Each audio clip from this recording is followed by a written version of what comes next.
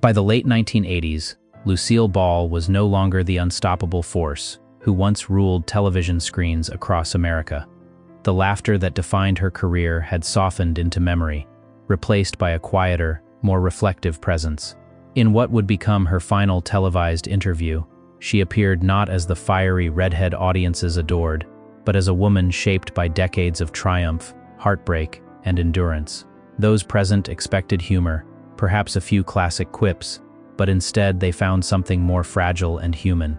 Her voice carried a softness that hinted at time's toll, and her pauses spoke louder than her jokes ever had. She spoke about joy, about survival, and about the strange distance she felt from the world she had once helped define. There was no performance left, only honesty.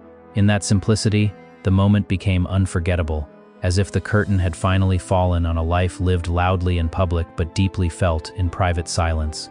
A childhood marked by loss and the first shadows of fear, Lucille Ball was born in Jamestown, New York, in 1911, into a life that would soon be shaped by loss. Her father died when she was very young, leaving her mother to raise her through uncertainty and financial strain.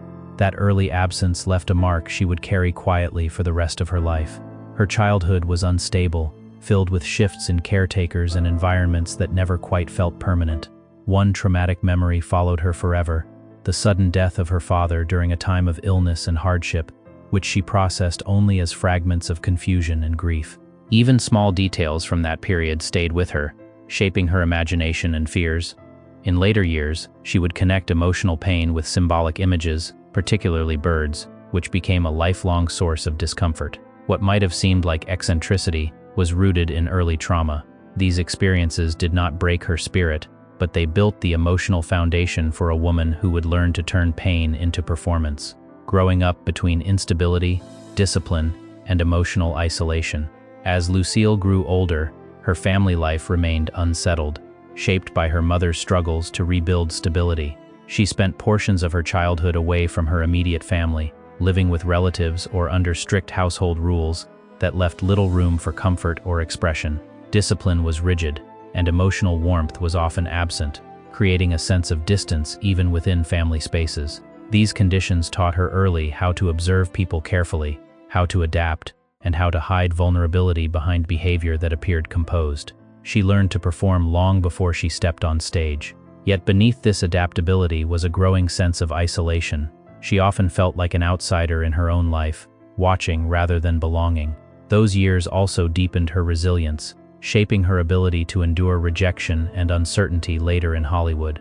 While she would eventually become known for laughter and warmth, those qualities were partly built as a response to environments that offered her very little of either: rejection, early struggles, and the long road to Hollywood recognition. Lucille Ball's early ambitions in entertainment were met with disappointment and dismissal. When she pursued formal training in acting, she was told she lacked the talent required for serious dramatic work. Rather than discouraging her permanently, these judgments hardened her determination. She moved through modeling jobs and small film roles, often uncredited or secondary, learning the mechanics of performance through repetition rather than praise. Hollywood in the 1930s offered her steady work but little recognition, casting her repeatedly in supporting roles that rarely showcased her full abilities. Yet she studied everything: timing, expression, and physical comedy, developing instincts that would later define her career. Even when success seemed distant, she continued refining her craft. These years were not glamorous, but they were essential. They shaped her discipline and her understanding of screen presence. What others saw as limitations became her training ground, and what looked like rejection became preparation for a future she could not yet see. Meeting Desi Arnaz, and the beginning of a complicated love story. Everything shifted when Lucille met Desi Arnaz during a film production in the early 1940s. Their connection was immediate and magnetic, built on attraction, humor, and an energy that neither fully understood at first. Desi was charismatic and unpredictable, a musician with a bold personality that contrasted sharply with Lucille's growing need for emotional stability. They married quickly, despite concerns from those around them who doubted the relationship could survive their differences. Their early years together were marked by passion and volatility. Love and conflict existed side by side, creating a bond that was both deeply compelling and increasingly difficult to maintain.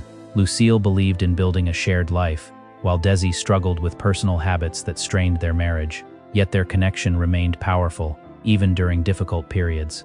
This relationship would later become central not only to her personal life but also to the creation of one of television's most influential shows, blending reality and performance in ways audiences had never seen before. The creation of a television revolution called I Love Lucy. The concept of I Love Lucy emerged from both creative ambition and personal partnership. When television networks considered adapting Lucille's earlier work, she insisted that Desi be cast as her on-screen husband, despite industry resistance.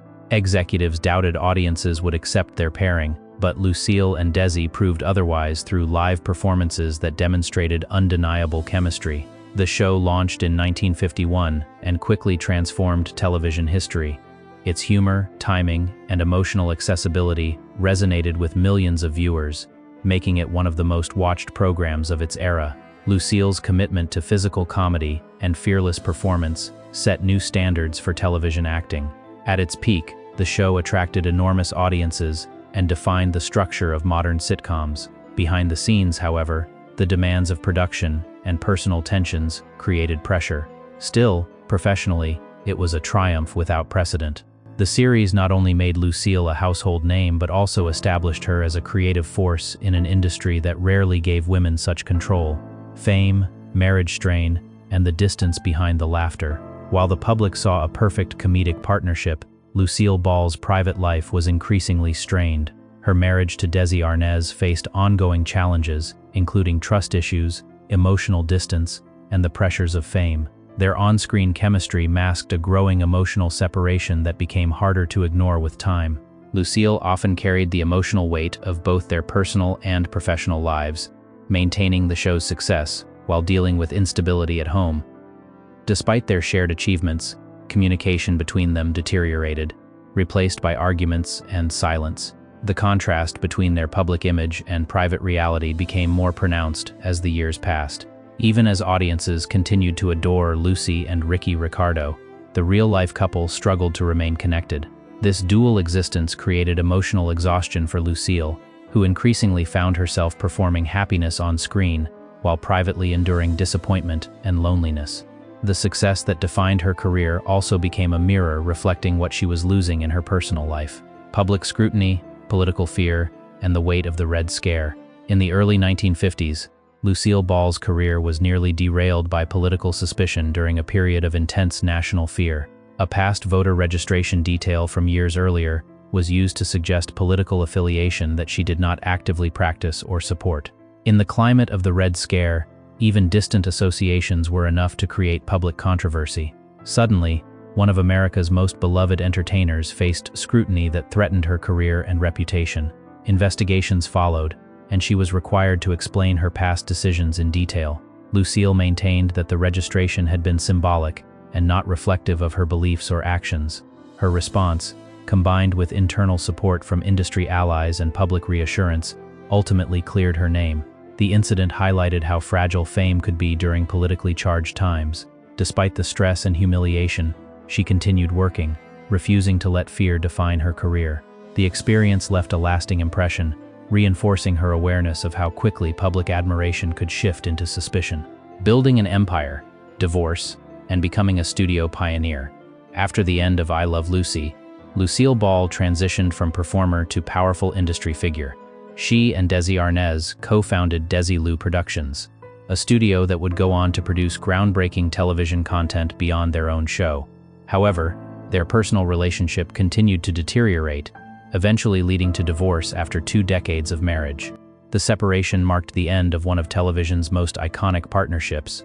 Following the divorce, Lucille took control of Desilu, becoming one of the first women to lead a major Hollywood studio. Under her leadership, the company expanded its influence and supported innovative productions that shaped future television history.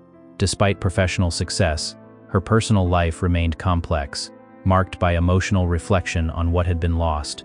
Her marriage had ended, but her influence in entertainment only grew stronger. This period demonstrated her resilience and ability to transform personal setback into professional authority, redefining her role from performer to pioneer in a male-dominated industry.